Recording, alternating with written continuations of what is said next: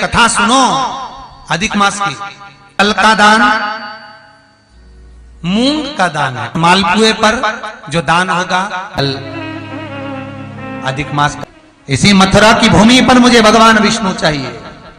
अधिक मास का पावन प्रसंग और उसमें शंकर की कथा जो जीवन का सुख प्रदान करने वाली है, आनंद देने वाली, जीवन के लक्ष्य तत्व को निश्चित कर कर भगवान के चरणारविंद का अनुमोदन कराने वाली है। ऐसी पावन कथा अधिक मास में श्रवण करने का सौभाग्य अपन सभी को प्राप्त हुआ है। शिव कथा कर रही है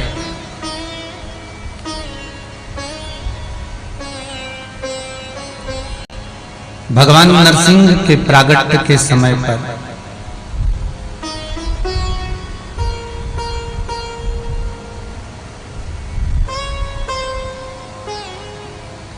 न दिन में न रात में, न अंदर न बाहर, न अस्त्र से न शस्त्र से, न नर से न पशु से,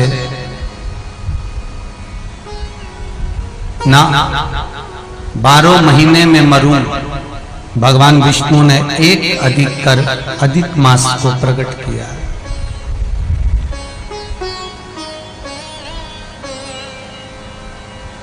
जिसको सारी दुनिया ने नकारा,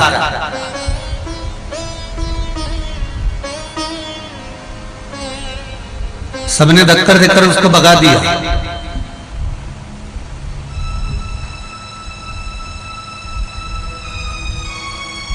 और महाराज भगवान शंकर एक केवल विश्वनाथ ऐसे हैं जो दुनिया में सब जिसको ठुकरा देते हैं उसको शंकर अपना लेते हैं।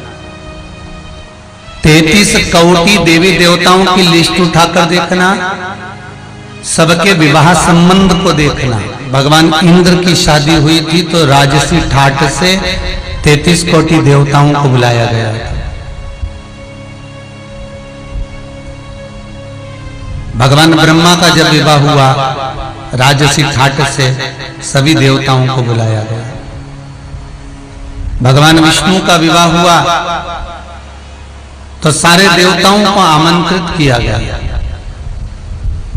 मेरे राम जी का मंगल विवाह हुआ जब जानकी जी के साथ में, तो सारे देवता रूप बदल बदल के राजसी ठाट में राजा महाराजा सब आ गए।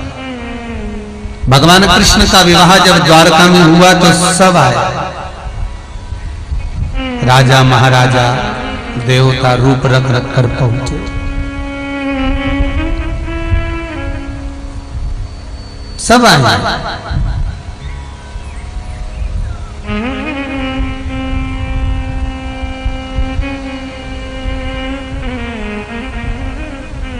सारे धनपतियों को, पैसे पतियों को, लखपतियों को, करोड़पतियों को, भगवत प्रेमियों को, सबको आमंत्रण निमंत्रण दिया गया और सब पधारे।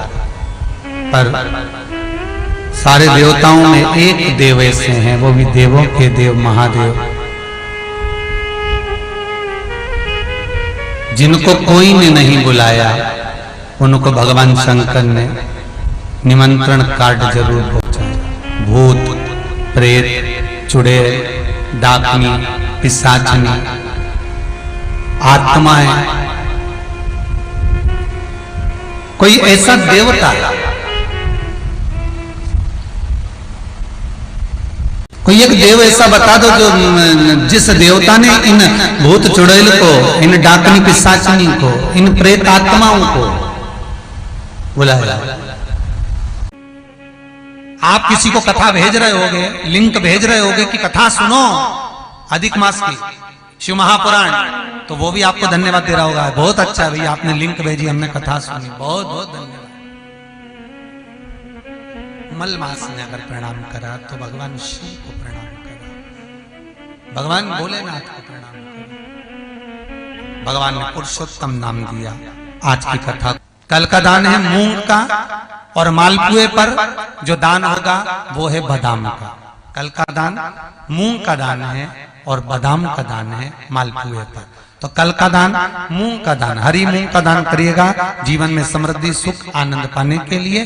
भाव से आज की कथा को विराम देते हैं। सभी दानदाताओं को जो गौशाला के लिए, वृद्धाश्रम के लिए, कुबेरेश्वर मंदिर के लिए दान दे रहे हैं, उनको बहुत बहुत साधुवाद, धन्यवाद। हर हर महादेव। नारायण चाहिए मुझे, शिव कह दिए तथास्तु। आखिरी दिन भगवान विष्णु आ गए।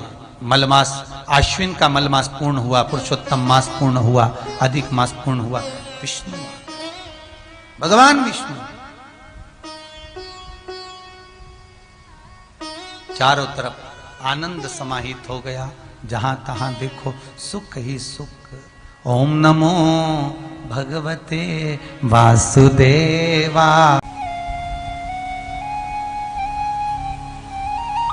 और जब वो मिलेगा, जैसे विदुरानी के घर मिला, दरवाजा बजाया, विदुर जी नहीं थे, विदुरायन थे।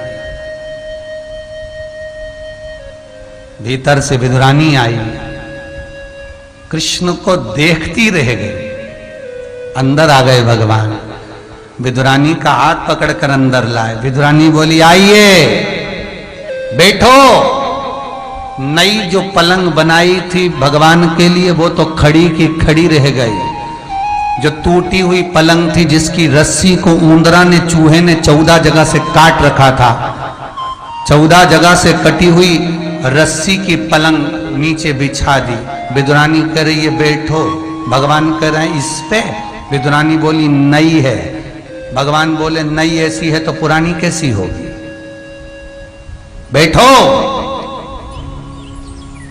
भगवान ने सोचा बैठना तो पड़ेगा, वो जो लकड़ी की चारों तरफ पाटी होती है उस पर भगवान बैठ गए। विदुरानी बोली अच्छे से बैठो, खस को अंदर, जरा सर को बैठो आराम से।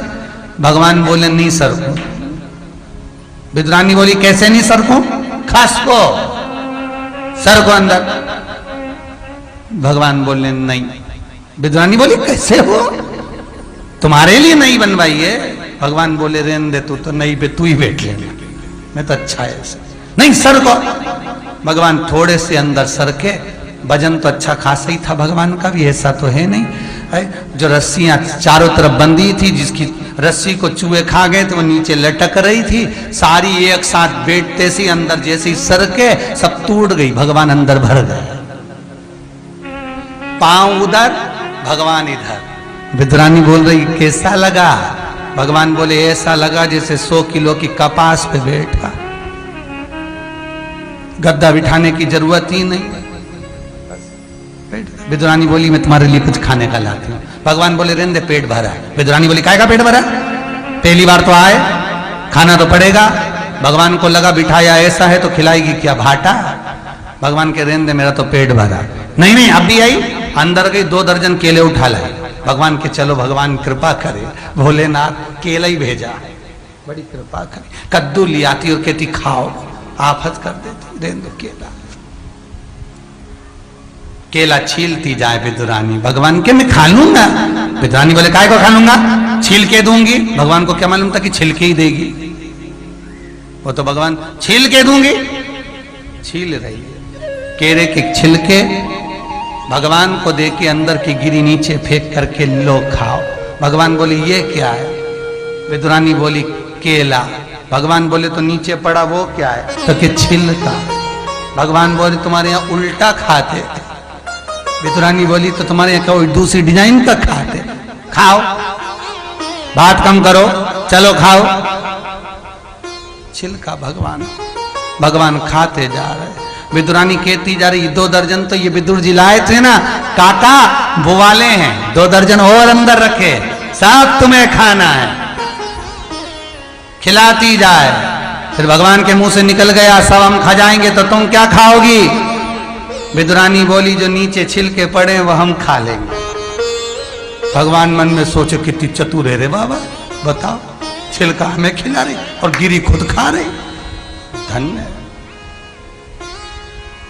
छिलके भगवान को खिला दिए तूने, गिरी खिलाना थी छिलके दे दिए। अब विदुरानी गिरी दे तो भगवान के जो छिलके में स्वाद आया है वो गिरी में नहीं आ सकता, मैं नहीं पाऊंगा। भगवान ने ना कहा। भाव तो भगवान है। बताओ जीजी, शुद्ध कीर्ति ने पूछा है कौन सा व्रत, कौन सा अनुष्ठान, कौन सा पूजन करूं कि मुझे भगवान इस मथुरा नगरी में आ जाए। वो अनुष्ठान बता दिया जाए, वो पूजन बता दिया जाए। कहा,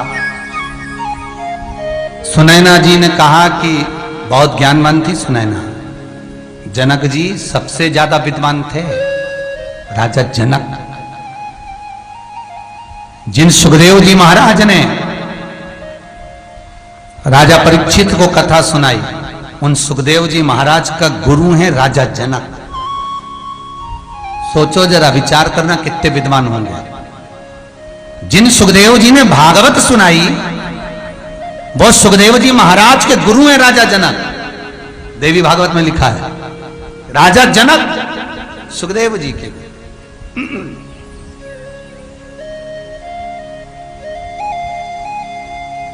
जनक जी से सुनैना जी ने पूछा, सुकीर्ति पूछी है कौन सा अनुष्ठान ऐसा करा जाए जिससे नारायण मेरे नगर में आ जाए। जनक जी के मुख से निकल गया, 3 दिन बाद आश्विन का अधिक मास आ रहा है, कई सालों के बाद आ रहा है। कह दो सुतकीर्ति को बस उसी का स्मरण करे, भगवान विष्णु का वराह स्वरूप का पूजन करे। वराह स्वरूप का पूजन इसलिए क्योंकि भगवान विष्णु के जितने अवतार हुए, वराह स्वरूप धारण के बाद आनंदमय अवतार प्राप्त हुए। निवेदन करो।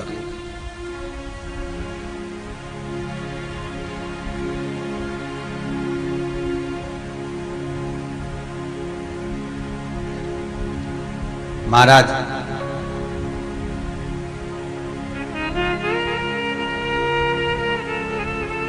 कहा सुतकीर्ति ने शत्रुघ्न जी से, जिन वराह भगवान ने अपने दंत पर पृथ्वी को उठाया था, उन वराह भगवान की मूर्ति मुझे पूजन के लिए चाहिए।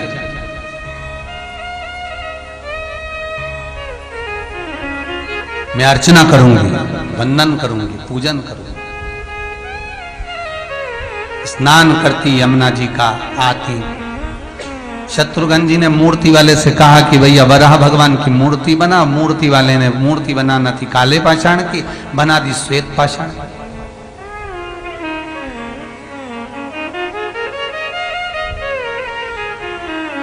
श्वेत पाषाण की वराह भगवान की मूर्ति।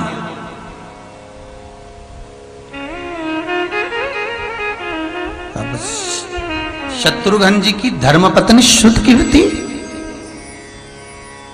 पूजन का संकल्प देने बैठी। वराह बोलना था पर सामने श्वेत वराह था, श्वेत वराह बोली। आज भी पूरे विश्व में, ब्रह्मांड में अगर कोई संकल्प पंडित छुड़वाएगा तो उसमें श्वेत वराह ही बोला जाएगा। श्री शिवाय नमस्तुभ्यम। स्वागत है आप सभी का आपके अपने चैनल में। आज हम बात करेंगे अधिक मास की चतुर्थी तिथि के बारे में। इसका क्या महत्व है। शास्त्रों में इस तिथि को बेहद शुभ और पुण्यदायी माना गया है। पंडित प्रदीप मिश्रा जी ने इस दिन कुछ विशेष उपाय बताए हैं जिन्हें करने से भगवान शिव और श्री हरि विष्णु की कृपा हमें प्राप्त होती है। आज हम जानेंगे कौन सा दान करें, कौन सा उपाय सबसे चमत्कारी माना गया है, मालपुआ पर क्या रखकर दान करें और क्या दान करना है। अधिक मास की चतुर्थी तिथि, इस दिन हमें पुरुषोत्तम मास की चतुर्थी तिथि कहा जाता है। यह महीना भगवान विष्णु को समर्पित होता है, लेकिन इस दौरान भगवान शिव की पूजा भी विशेष फलदायी मानी जाती है। चतुर्थी तिथि को विघ्नों को दूर करने वाली तिथि माना गया है। इस दिन किया गया जप, तप, दान और पूजा कई गुना फल देता है। मान्यता है कि आर्थिक परेशानियां दूर होती है। घर में सुख शांति आती है, रुके हुए काम बनते हैं और भगवान की कृपा से नकारात्मक ऊर्जा समाप्त होती है। पंडित प्रदीप मिश्रा जी के अनुसार अधिक मास की चतुर्थी तिथि पर साबुत हरे मूंग का दान करना है हमें। यह बहुत शुभ माना गया है। आप किसी को दान कर सकते हैं, पंडित को दान कर सकते हैं। यदि पंडित जी को दान नहीं कर सकते तो आप शिव मंदिर में दान कर सकते हैं, वहाँ पर महादेव के ऊपर भी समर्पित कर सकते हैं। हरी मूंग को शुद्धता और शांति, सकारात्मक ऊर्जा का प्रतीक माना जाता है और कल के दिन बुधवार भी है, तो यह बहुत ही खास दिन है। सुबह स्नान आदि करके भगवान शिव और श्री हरि की पूजा आप अवश्य करें।